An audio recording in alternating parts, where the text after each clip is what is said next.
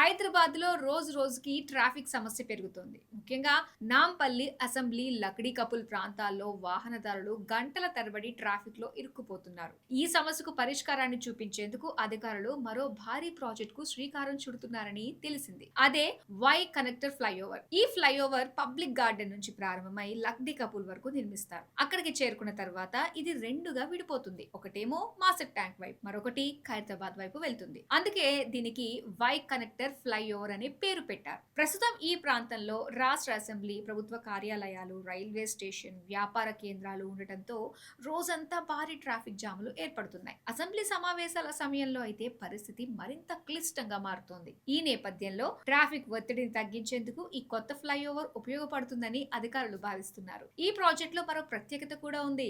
దాదాపు పూర్తిగా ప్రభుత్వ భూములపైనే నిర్మాణం చేపట్టేలా ప్రణాళికలు రూపొందిస్తున్నట్లు సమాచారం. దీంతో భూసేకరణ సమస్యలు, న్యాయపరమైన వివాదాలు, ఆలస్యాలు లేకుండా పనులు వేగంగా పూర్తయ్యే అవకాశం ఉంది. ఈ ఫ్లైఓవర్ నిర్మాణం పూర్తయితే నాంపల్లి వైపు నుంచి వచ్చే వాహనాలు సిగ్నల్స్ వద్ద ఎక్కువసేపు ఆగకుండా నేరుగా మాసప్ ట్యాంక్ లేదా ఖైరతాబాద్ చేరుకునే అవకాశం ఉంటుంది. దీంతో ట్రాఫిక్ రద్దీ తగ్గడమే కాకుండా ప్రయాణ సమయం కూడా ఆదా అవుతుంది. ఇప్పటికే హైదరాబాద్ లో పలు ఫ్లైఓవర్లు ట్రాఫిక్ సమస్యను తగ్గించడంలో కీలక పాత్ర పోషించాయి. ఇప్పుడు ఈ కొత్త వై కనెక్టర్ ఫ్లైఓవర్ కూడా నగరానికి మరో గుర్తింపుగా మారుతుందా? కోర్ సిటీ ట్రాఫిక్ నిజంగానే బై బై చెప్తుందా అన్నది ఆసక్తికరంగా మారింది.